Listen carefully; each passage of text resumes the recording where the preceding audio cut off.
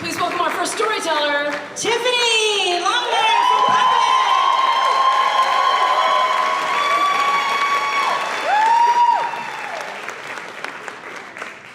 Go, Tiff!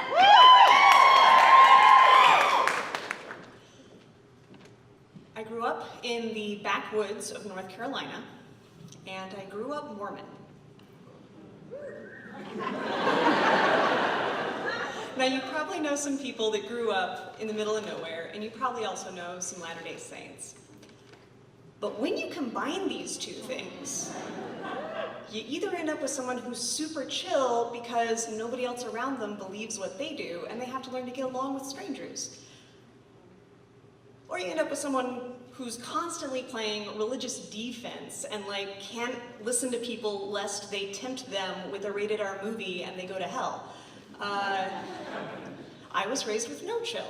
It was fine though that I really like rules, and the rules were very clear.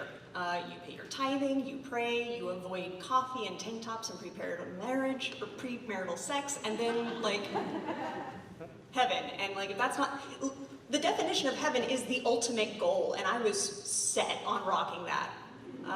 I was so set that I decided when I go to college, I'm going to study philosophy and theology, so I can prove empirically, beyond any reasonable doubt, that my church was the right one and all of y'all should join me. So I started reading up on some philosophy, and the things that went through my head are that combo of funny and mortifying that you can really only get when you're a teenager. I would, ha ha ha, Socrates, he didn't even know who Jesus was. Actual thought through my head. And I kept going through all these things, being like, silly Aristotle, da da da da da, until I got to Kierkegaard. And one author summarized Kierkegaard's idea of subjectivity as, there is no capital T truth. There is only the lowercase truth for me. And I was like, what? It's not just black and white, there can be more than one correct answer? Everything shifted, and suddenly I started actually reading books and giving them a shot, and even trying other people's churches, and I was shocked to find out that singing hymns in someone else's church also feels good. So I continue reading, and I eventually decide that I'm not religious, and I have to come out as agnostic to my parents. And they actually took it pretty well. They had some stipulations, like you have to follow our rules while you live under our roof, of course, and you have to don't spread your apostasy to your little brothers. Fine, got that one.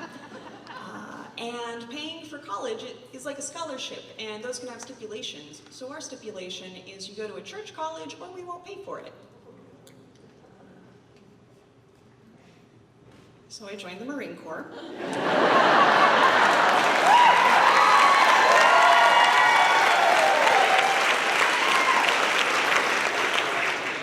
And the Marine Corps was great. I was in the band. There's all this esprit de corps. I fit right in because I was already a tomboy and a hard ass. And oh man, it was so good. If you thought I loved rules before, you didn't have to die to figure out if you were doing it right or not. If you screwed up, you were doing push-ups. If you ran really fast, you got a high physical fitness score, and that went to your promotion score. And the promotion scores were really cool because you had these buckets. You can have your physical fitness score, you can have education, you can do all sorts of time and grade, and all of these add up to a score, and when you hit that score, you get promoted. So I was #goals time. And I'm going to the gym twice a day. I've got a stack of correspondence courses. I'm basically band nerd Captain America. And I got promoted all of 2 months early, but they put me in charge of some cool stuff. I was in charge of the French horns. I was in charge of the admin section, and I even had my own fire team. I was in charge of 3 other Marines. And it was just so good, like feeling like I belonged and that I was succeeding. There were clear rules and guidelines that I could meet. And then one day, this really weird thing happened. It was the end of the day, and the platoon sergeant had the women asked us to wait outside in the lobby and kept all the men in the band hall. And like, staying after in the band hall was a known, like, oh no, we screwed up now, we're gonna clean the barracks for a week. But this was a weird division. We had never been split up this way. And so for an hour, there's like 8 women in this 50 Marine unit. We're just wondering what the heck's going on. And then all the men leave, and they like don't even look at us. And the platoon sergeant calls us in and explains that the other Marines don't think the women are pulling their weight. Maybe their physical fitness tests are too easy. There were a couple of them that dropped out of that motivation run last week.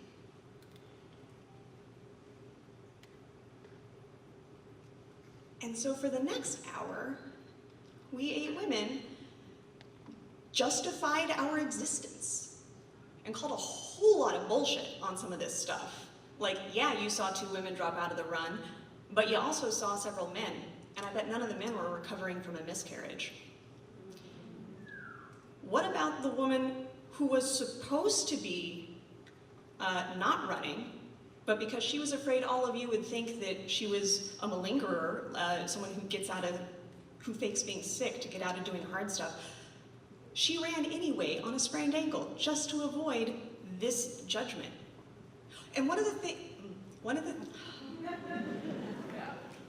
their critiques was that women fire team leaders, of which I was the only one at that point, would take out their PMS on their fire team members. So I got the fun time of explaining that I hadn't actually had a period in like 2 years, so maybe it was giving me the sleazeball Marine who kept trying to shortcut everything that actually was my PMS. Anyway, so nothing of real consequence ever came of that meeting. Like, it just seemed to be a miserable hour. But I had gotten to the point in the promotion cycle where your evaluations are a little bit less based on explicit points and more on evaluations from your superiors. I had never let my superiors down. Again, I'm very driven. But they would be evaluating me on my leadership capabilities. And like, how am I supposed to show that I'm a good leader when the people I'm in charge of, when I give them corrections, they think I just need a Midol? So eventually I decided that I wanted to get out, get my teaching license, and then I would go back and be a Department of Defense teacher. So I could have like that same community, but I could have weird hair, and it would be great. And then the recession happened, and none of those plans did. I found myself here in Portland, and eventually I found myself at a place called Puppet, a software company. And I was in charge of the calendars, of sending our consultants out to be sysadmins for other people. And I loved it.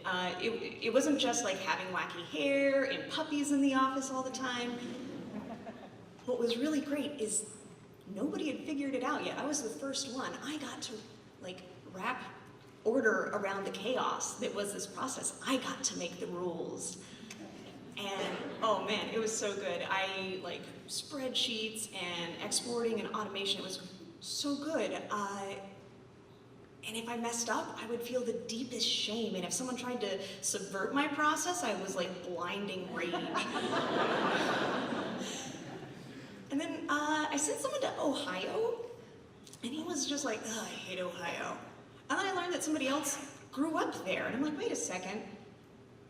I've got this process that I've built, but it's not taking into account the humans there. Like, I could have sent someone who wanted to go, who would have enjoyed going and spending the weekend with their family if I had known I can fix the system.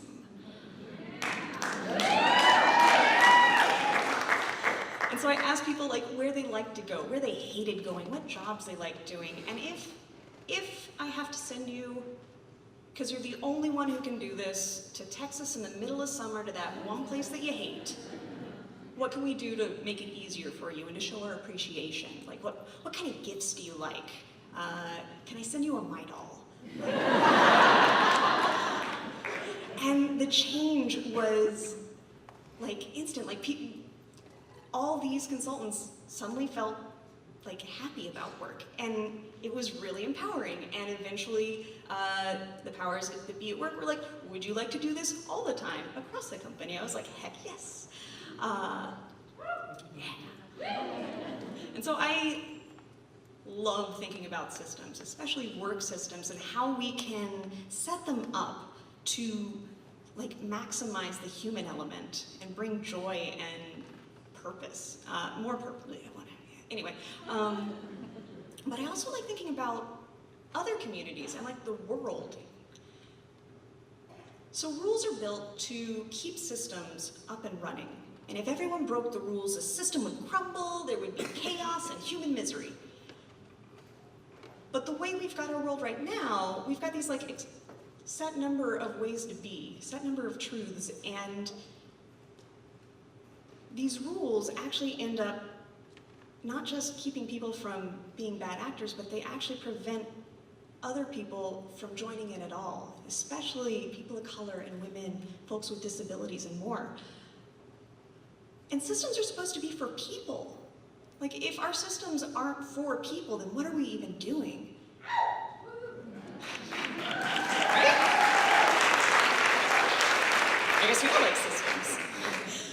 And so, yeah, I wonder if we can make systems that make sure that resources and rewards are equitably distributed, and that certain people aren't held to rules more strictly than others. Or how can you make a rule that will prevent harm rather than preventing participation? And like when we get there, it's going to be great because everyone will be able to have a great life next to great people, and all of our unique greatnesses will be awesome, and we'll have lots of cat gifts, I'm sure. I don't know what the answer is, but I can't wait till we find it. Thank you.